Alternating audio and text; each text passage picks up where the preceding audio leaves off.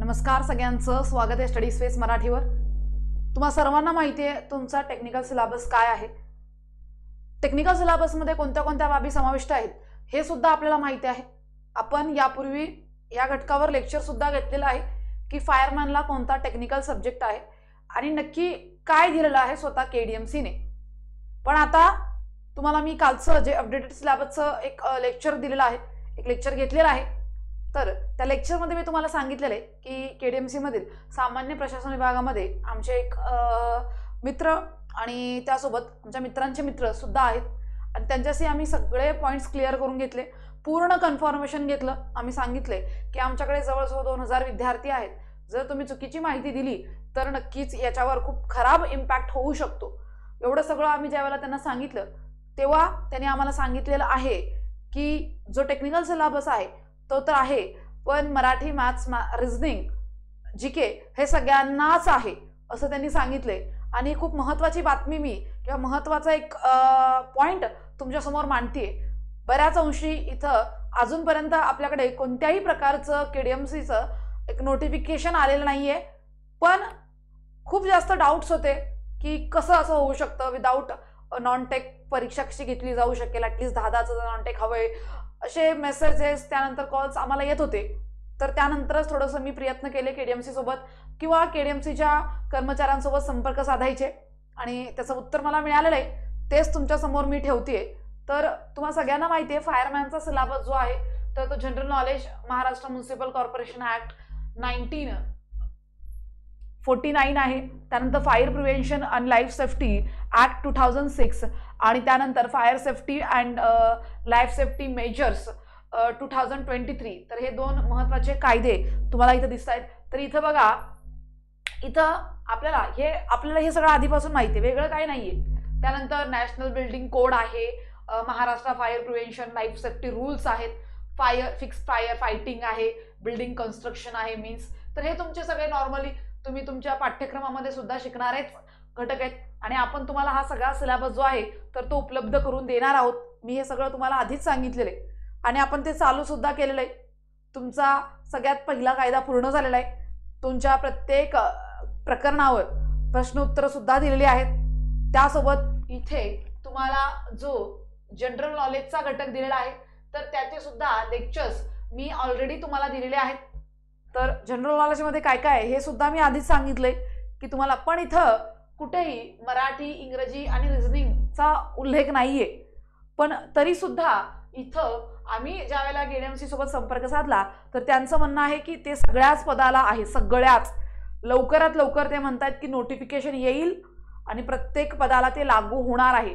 ही थोडीसं लवकर लवकर झालेली बाबे, काही काही ते टाकायचं किंवा ते ॲडिशन किंवा त्यावेळेला ती गोष्ट नाही समजली, अशी काही गोष्टी होऊ शकतात। मी काय हेच असं सांगत नाहीये, पण आता नवीन एक अपडेटेड सिलेबस येणार आहे असं स्वतः केडीएमसी म्हणते। तर आपण वाट बघूयात, पण ती यायच्या आधी तुम्ही तुमचा टेक्निकल पार्ट जो आहे तो स्ट्रॉंग करून घ्या। मी त्यासाठी आहेच, पूर्ण तुमचा टेक्निकल पार्ट जो आहे तो स्ट्रॉंग करून घेईल। प्रश्न उत्तराच्या माध्यमातून मी तुम्हाला माहिती आहे प्रत्येक घटकानंतर तुम्हाला एमसीक्यूज प्रॅक्टिस देते। बघा, सेंट्रलला जी मुलं फटाफट लागत असतात, एसएससी म्हणा, रेल्वे म्हणा, बँकिंग म्हणा, तर पोरं खूप जास्त प्रॅक्टिस करतात टेस्ट सिरीजची आणि आपण तिथेच गडबड करतो। आपल्याला टेस्ट सिरीज किंवा आपल्याला क्वेश्चन ॲन्सरची प्रॅक्टिस करायची नसते, भले तुम्हाला ते रेडीमेड मिळाले असतील तरी आपण थोडा आळसपणा करतो, वाचतो आणि सोडून देतो। आणि म्हणून मी मुद्दाम प्रत्येक तुमच्या कायद्याच्या प्रकरणानंतर प्रश्न उत्तरं टाकलेले आहेत, जेणेकरून तुमची तिथल्या तिथं प्रॅक्टिस होईल, तुम्ही आळसपणा करू नये नंतर। आणि त्यासाठी काही वेगळे चार्जेस घेत नाहीयेत, पण जर मी तुम्हाला काहीतरी एका सर्टन अमाऊंटमध्ये काहीतरी देतीये पण ते चांगलं आणि त्यासोबत तुम्हाला त्याचा 101% फायदा झाला पाहिजे अशा सगळ्या बाजूने विचार करून देतीये, तर तुम्हाला महाराष्ट्रात कोणीच प्रत्येक प्रकरणानंतर प्रश्न उत्तर देणार नाही, तर ते मी देतीये तुम्हाला। तर आता आपला टेक्निकल सिलेबस, नॉन टेक सुद्धा तुम्हाला सगळं आहे असं त्यांचं म्हणणं आहे। आता ते मार्जिन काय असेल, किती मार्क्सला असेल, किती गुणांना असेल हे आपल्याला माहित नाहीये, पण तुम्हाला मी सांगितलेलं आहे की तुम्हाला जनरल नॉलेजमध्ये काय करावं लागणार आहे। तर बघा, जनरल नॉलेजमध्ये चालू घडामोडी, तर तुम्हाला मी तुमच्या प्रत्येक महिन्याची, आता जर बघाल तर मार्च पर्यंतची जी पीडीएफ आहे, प्रत्येक पीडीएफ मध्ये 500+ वन लाइनर क्वेश्चन्स आहेत। आणि त्याच्यातूनच आलेल्या आहेत. इव्हन आता सध्याला जी ग्रुप सी झाली त्याच्यामध्ये सुद्धा त्याच्यातूनच प्रश्न आलेले आहेत, लक्षात ठेवा. तर असे तुम्हाला प्रत्येक महिन्याचे जानेवारीचे 500, फेब्रुवारीचे 500, मार्चचे 500 अशा प्रकारे, आणि आता पुढचे सुद्धा महिने त्याच्यामध्ये ऍड होणार आहेत. तर चालू घडामोडी तुम्हाला त्या बॅचमध्ये देते, म्हणजे तुमची फुल प्रूफ तयारी तिथं होणार.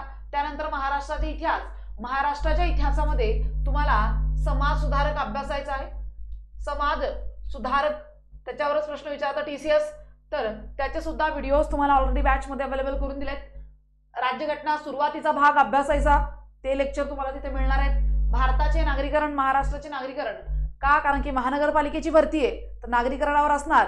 नागरीकरणाच्या समस्या तुम्हाला माहीत पाहिजे. खूप जास्त लोकसंख्येचा ताण, मग लोकसंख्या जो कचरा तयार करते, लोकसंख्या जी गर्दी, लोकसंख्या जी लोकसंख्या जास्त होत असते, मग त्यांचं मॅनेजमेंट, त्यांचं एज्युकेशन, त्यांच्या ज्या काही प्रायमरी हेल्थकेअर सिस्टम्स असतील तर या सगळ्या गोष्टी इथं नागरीकरणामध्ये असतात. त्यानंतर अद्ययावत तंत्रज्ञान, सध्याची टेक्नॉलॉजी, पर्यावरण आणि वारसा स्थळं आणि पर्यटन, ही जे 3 टॉपिक आहेत ना, तर ते तुम्हाला मी आधीच सांगितलेला. तर इंजिनिअरिंगच्या ज्या एक्झाम्स आहेत, TCS ज्या इंजिनिअरिंगच्या एक्झाम घेते, JEE असेल, टाउन प्लॅनिंग असेल, तर WRD असेल, या इंजिनिअरिंगच्या ज्या ज्या एक्झाम घेते त्यांना स्पेशल हे 3 टॉपिक असतात. हे टॉपिक मी आधी इंजिनिअरिंगच्या एक्झाममध्ये पाहिलेले आणि ते पहिल्यांदाच TCSने इथं KDMCला दिलेले आहेत, किंवा स्वतः KDMCने ॲड केलेले आहेत. हे KDMCने ॲड केलेत. तर ऊर्जा संसाधने आणि हरित बांधकाम हे सुद्धा सिव्हिल सर्व्हिसला आहे. हरित बांधकाम ते तुम्हाला दिले GK मध्ये. आणि त्यानंतर घनकचरा व्यवस्थापन, हे तर आपण खूप सुंदर शिकलेलो आहोत. माझे याच्या संबंधी माझ्याकडे एवढे नोट्स आहेत आणि एवढे माझे लेक्चर्स आहेत, कारण की आपल्याला नवी मुंबई महानगरपालिकेमध्ये सुद्धा हा महत्त्वाचा टॉपिक होता. आपण जर MPWचा फॉर्म भरला असेल तर तुम्हाला माहिती आहे की किती छान पद्धतीने आपण डिस्पोजल ऑफ वेस्ट, मग घरगुती कचऱ्याचं व्यवस्थापन, रासायनिक कचऱ्याचं व्यवस्थापन, त्यानंतर मग कृषी कचऱ्याचं व्यवस्थापन, बायोमेडिकल वेस्ट मॅनेजमेंट, हे सगळं आपण खूप सुंदर पद्धतीने बघितलंय.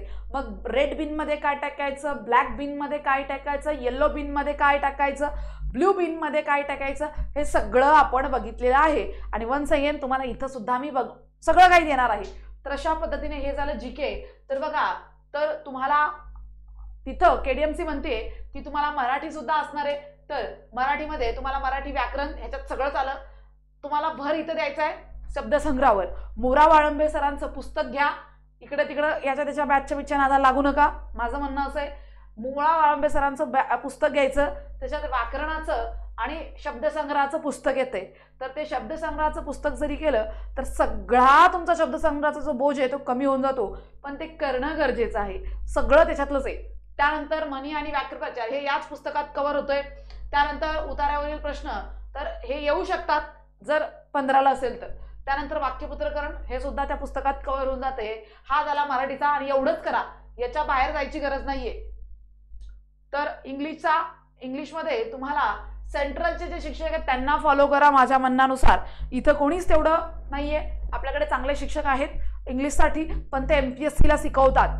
जे चांगले शिक्षक आहेत तर ते MPSCचे शिक्षक आहेत, आणि MPSCचा विषय वेगळा आहे आणि आपल्या सरळ सेवेचा विषय वेगळा आहे. तर ग्रामर, कॉमन ओकॅबलरीसाठी वन्स अगेन सेंट्रलचे शिक्षक आहेत. 2-3 मॅम्स आहेत, त्यांची नावं घेणार नाही, पण उत्तम शिकवतात. यूट्यूबला आहेत, शोधायची मेहनत करा. त्यानंतर सेंटेन्स स्ट्रक्चर, इडियम आणि फ्रेजेस अँड देअर मिनिंग. तर तुम्हाला मराठी किंवा इंग्लिश या दोघांसाठी ओकॅब तुमचं शब्दसंग्रह खूप चांगला असणं गरजेचं आहे. तरी चांगलं होतं कम्प्रिहेन्शन आणि पॅसेज, तर हे तुम्हाला प्रॅक्टिस करावी लागेल. त्यानंतर सेंटेन्स अरेंजमेंट अँड एरर रिडिरेक्शन, याच्यावर 1 ते 2 प्रश्न असतात म्हणजे असतात. सेंट्रलच्या शिक्षकांचे 1-2 व्हिडिओज बघून घ्या, जमून जाईल. तर हा झाला तुमचा इंग्लिश, मराठी आणि GKचा सिलेबस. आता तुम्हाला काय करायचं आहे, रिझनिंगचा सिलेबस बघायचा आहे. त्यांचं म्हणणं आहे की मॅथ्स रिझनिंग दोघांना असेल. काल मी तुम्हाला चॅट दाखवली की कसा मला मेसेज आलाय वापस, ज्यावेळेला मी त्यांना पूर्ण सिलेबस पाठवला तर ते म्हणतात मॅथ्स रिझनिंग सगळ्यांनाच आहे, पण इथे त्यांनी फक्त मॅथ्स रिझनिंग दिलंय. तर बघा, या सिलेबसमध्ये खूप जास्त संभ्रम आहेत. ते म्हणतायत एक, दिलंय एक, आणि नंतर जो पूर्ण सिलेबस आहे त्याच्यामध्ये विषय मेन्शन नाही आहेत. तुम्हाला एक डिटेल सिलेबस येईल लवकरात लवकर, कारण की ही जी गुंतागुंत आहे, हे जे कॉम्प्लिकेशन गोंधळ आहे, तर तो त्यांच्यापर्यंत चाललाच आहे. विविध माध्यमातून कॉल करतायत. ज्यावेळेला आम्ही KDMCला कॉल करायचो तर तिथले जे कॉलिंग डिपार्टमेंट आहे ते म्हणायचं जे सिलेबसमध्ये आहे ते सगळं येणार, जे सिलेबसमध्ये आहे ते सगळं येणार असं ते म्हणत होते. तर कॉलिंग डिपार्टमेंटला काय माहीत नसते, जे सिलेबस तयार करतात त्यांना माहीत असते आणि आम्ही त्यांच्यापर्यंत पोहोचतोय. तर ते सुद्धा म्हणतात मॅथ्स रिझनिंग, पण इथं फक्त रिझनिंग दिले. तर जेवढं रिझनिंग आहे तेवढं करून घ्या. तर interpretation of data and graphs, त्यानंतर detection, arithmetical reasoning, statement and arrangement, detection, decision making, statement and conclusion, analogy आणि नंबर सिरीज. हे नंबर सिरीजवर लय प्रश्न असतात, हे जरा चांगलं करा. ठीक आहे, तर हे झालं रिझनिंगचा पार्ट. तर हा तुम्हाला डिवायडेशन नाही सांगत आहे हा सिलेबस, हा अभ्यासक्रम. डिवायडेशन येईल, पण त्यांचं खरंच म्हणणं आहे की मॅथ्स, रिझनिंग, मराठी, जीके सगळ्यांनाच असणार. जीके तर तसं सगळ्यांना दिलेलंच होतं त्यांनी, पण मराठी इंग्लिशचं काही दिलं नव्हतं. पण बघूयात. पण तुमच्यासमोर जो सिलेबस आता सध्याला आहे तो प्रॉपर करा. तुम्हा सगळ्यांना माहिती आहे की आपली खूप सुंदर अशी 499 रुपयाची फायरमॅनची बॅच आहे, ज्याच्यामध्ये तुमचा पूर्ण जो टेक्निकल सिलेबस आहे तर तो मी क्लिअर करते. जीके जीएस सुद्धा मिळणार आहे, सगळे कायदे मिळणार आहेत. कायदे आपले एवढे सोपे कुणीच तुम्हाला देणार नाही, हे लक्षात ठेवा. प्रत्येक प्रकरणानंतर मी प्रश्न उत्तर देते. लवकरात लवकर त्या प्रश्न उत्तराची प्रॅक्टिस यूट्यूबवर सुद्धा करून घेणार आहे, जेणेकरून तुम्हाला क्वालिटी कळेल. पण तुम्हाला आत्ताच अभ्यास करायची असेल, अभ्यास करायला सुरुवात करायची असेल तर आपलं ॲप आहे स्टडी स्पेस मराठी. याच व्हिडिओच्या खाली लिंक तुम्हाला मिळेल किंवा चॅनलच्या डिस्क्रिप्शनमध्ये सुद्धा लिंक आहे. तिथून आपलं ॲप डाउनलोड करा. फायरमॅनची आपली बॅच आहे ती घ्या. ॲपमध्ये भेटूया. Thank you so much.